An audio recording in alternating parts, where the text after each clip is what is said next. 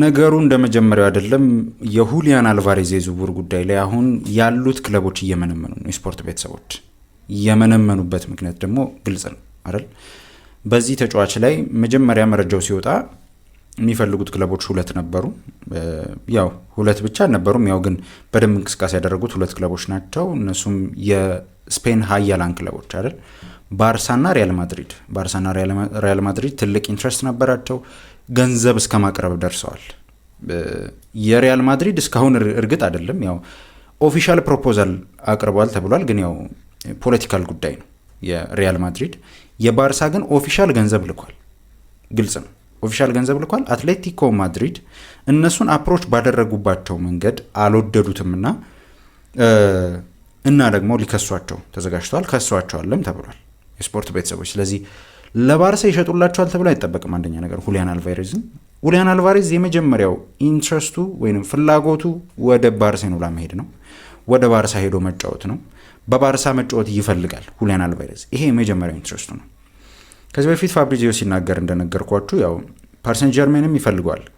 ከስፔን የወጡ ከስፔን ወጣ ካሉ ክለቦች አርሰናልና ፓሪሰን ጀርሜን ኢንትረስት አላቸው። ፓሪሰን ጀርሜን ጋር ያለው ጉዳይ ፓሪሰን ጀርሜኖች ይፈልጉታል ሁሊያን አልቫሬዝን። ልክ እንደ አርሰናል ሁሉ አሁን ራቅ ብለው እየተመለከቱ ያሉ ክለቦች መካከል አንዱ ፓሪሰን ጀርሜን ነው። ግን ፓሪሰን ጀርሜን አንድ ነገር ይፈልጋል። አንድ ተጫዋችን ማምጣት ሲፈልጉ ወይም አንድ ተጫዋችን ለማምጣት ሲሰሩ ፕራዮሪቲው እነሱን እንዲያደርግ ይፈልጋል። ወይም የመጀመሪያ ፍላጎቱ ፓሪሰን ጀርሜን መግባት እንዲሆን ይፈልጋል። ስለዚህ ሁሊያን አልቫሬዝ መጀመሪያ የተቀረቡለት ጥያቄዎች ከአርሰናል የመጣለትን ጥያቄ አመሰግናለሁ፣ እኔ ግን የምፈልገው ወደ ባርሳ መሄድ ነው፣ በዚሁ መቆየት ነው ብሎ ነው የመለሰላቸው። ልክ ፓሪሰን ጀርሜንም ልክ እንደሱ መጥቶ ሲጠይቅ፣ አርሰናልም ፓሪሰን ጀርሜን ሲጠይቅ አመሰግናለሁ፣ እንደዛ በባርሳ መጫወት እፈልጋለሁ፣ ወደ ባርሳ ነው መሄድ የምፈልገው፣ እንደዛ አይነት መልስ ነው የሰጣቸው።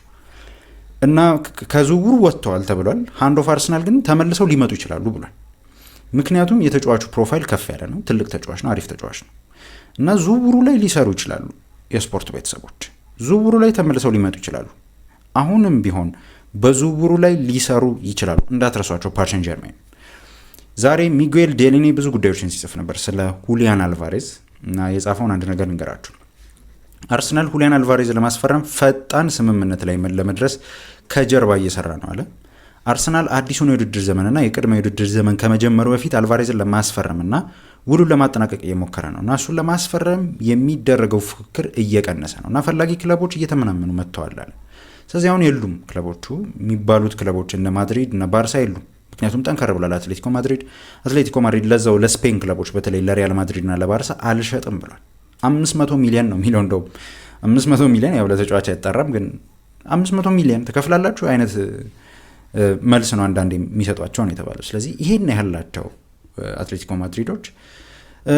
ከዛ ሚጉኤል ዴኒኒ ምን አለ? አርሰናል የሁሊያን አልቫሬዝን ስምምነት ለማጠናቀቅ መገፋፋቱን ቀጥሏል። ነገር ግን አሁንም የገንዘብ አለመግባባት አለ። አርሰናል ከ90 ሚሊዮን ፓውንድ በላይ ለማለፍ ፈቃደኛ አይደለም። አትሌቲኮ ደግሞ ከ100 ሚሊዮን ፓውንድ በላይ እየጠየቀ ነው። የስፖርቲንግ ዳይሬክተር አንድሪያ ቤርታ ደግሞ ድርድሩን እየመሩ ነው። ድርድሩን እየሰሩበት ነው ቢሃይንድ ደ ሲን። አንድ የሚጠቅመው ነገር ምንድን ነው? አርሰናል ጋር አንድሪያ ቤርታ መኖሩ ነው። አንደኛ ጥሩ ወኪል ነው። ሁለተኛ ደግሞ ከአትሌቲኮ ማድሪድ ጋር ኮኔክሽን አለው። የአትሌቲኮ ማድሪድ ሰዎችን ያውቃቸዋል። ይሄ ጉዳይ በጣም ትልቅ ጠቃሚ ነገር ነው። ይህንን እየተደራደረ ነው። ከጀርባ ብዙ ስራዎች እየሰራ ነው በሁሊያን አልቫሬዝ የዝውውር ጉዳይ ላይ። ሁሊያን አልቫሬዝ ወደ አርሰናል ለመዘዋወር ክፍት ቢሆንም የመጀመሪያ ምርጫው ግን በስፔን መቆየት እና ወደ ባርሳ አሊያም ሪያል ማድሪድ መዘዋወር ነው አለ። እኔ በግሌ ሪያል ማድሪድ ተመልሶ ወደ ሁሊያን አልቫሬዝ ዝውውር ይመጣል ብዬ አላስብም። ምክንያቱም ተመልሶ የመምጣት ሀሳብ ኖሮትም አይደለም የመጀመሪያውን ፕሮፖዛል ያቀረበው፣ እንዲሁ ፖለቲካል ምክንያት ነው። እንዲመረጥ ፈልጎ ነው ፍሎሬንቲኖ ፔሬዝ ያንን ገንዘብ ያቀረበው ብዬ ነው ማስበው። በቃ እምቢ ብለዋል፣ ወጥተናል ከዝውውሩ ነገር ነው ያለው ከዛ በኋላ ራሱ ከተመረጠ በኋላ። ስለዚህ ሪያል ማድሪድ ተመልሶ ይመጣል ብዬ እኔ በግሌ አላስብም። ባርሳ ግን ትልቅ ኢንትረስት አለው፣ ስቲል ኢንትረስት አለው። በየስብሰባቸው የሚጠሩት አንድ ስም ሁሊያን አልቫሬዝን ነው። ሌሎች ክለቦች ሌሎች ተጫዋቾችን ሲፈልጉ ነበር። ያው ሁሊያን አልቫሬዝ ካልሆነ ሃሪኬን ራሱ ጭምር ተብሏል አይደል? የሃሪኬን ጉዳይ ያው በባየር ሙኒክ እንደሚቆይ ተረጋግጧል። ስለዚህ የስፖርት ቤተሰቦች ባርሳ ሌሎች ተጫዋቾችን አይቶ ሊመለስ ይችላል። ግን አጥቂ ካስፈረመ አሁን አዴሚ ከዚህ ዝውውር ጋር የሚገናኝ አይደለም እና ናይን ካስፈረመ ያኔ በቃ ባርሳ ሁሊያን አልቫሬዝ ጋር አይመጣም ልንል እንችላለን። ፌራን ቶሬስ ወደ ፓሪስ ሴን ጀርሜን ይባላል። ፌራን ቶሬስ ከሄደም ያው ናይን ያስፈልጓል፣ ግልጽ የሆነ ናይን። ግን አትሌቲኮ ማድሪድ ለባርሳና ለሪያል ማድሪድ መሸጥ አይፈልግም። አሁንም ይህንን ጉዳይ እንዳትረሱ። አርሰናል ቢሃይንድ ሲን ልክ እንደ ጊማራይሽ የዝውውር ጉዳይ አለ እና ክለቦች እየተመናመኑ ነው። ተጫዋቹ ለማስፈረም ይሰራል። አንድ ነገር ልንገራችሁ፣ አርሰናል ሁሊያን አልቫሬዝ አሁን ከዮኬሬሽ ጋር ሲያያዝ ተመልክቻለሁ ከወራት በፊት። ምናልባት ከሆነ አናቅም። ፋብሪሾ እንዳለው ከሆነ ግን አርሰናሎች በጣም ደስተኛ ናቸው በዮኬሬሽ። ዮኬሬሽን በጣም ይወዱታል፣ ጥሩ ተጫዋች እንደሆነ ያምናሉ እና ስለ ዮኬሬሽ በጣም ደስተኛ ናቸው እና መሸጥ አይፈልጉም። ግን ክሬዚ መኒ ቴብል ላይ ከተቀመጠ ያኔ ሊያስቡበት ይችላሉ ነው ያለው። ምናልባት አትሌቲኮ ማድሪድ ኢንትረስት አለው እንደምናውቀው። ክሬዚ መኒ ቴብል ላይ ይዞ ከመጣ ግን ዮኬሬሽም ኖሮ አልቫሬዝንም የመጨመር ግን እድል ሊኖረው ይችላል። ለምን አልኳቸው ይሄንን? ጋብርኤል ሄሱስ ከአርሰናል የመልቀቅ እድል አለው። የጋብርኤል ሄሱስን ቦታ ሊተካ ሁሊያን አልቫሬዝ ወደ አርሰናል ሊመጣ ይችላል።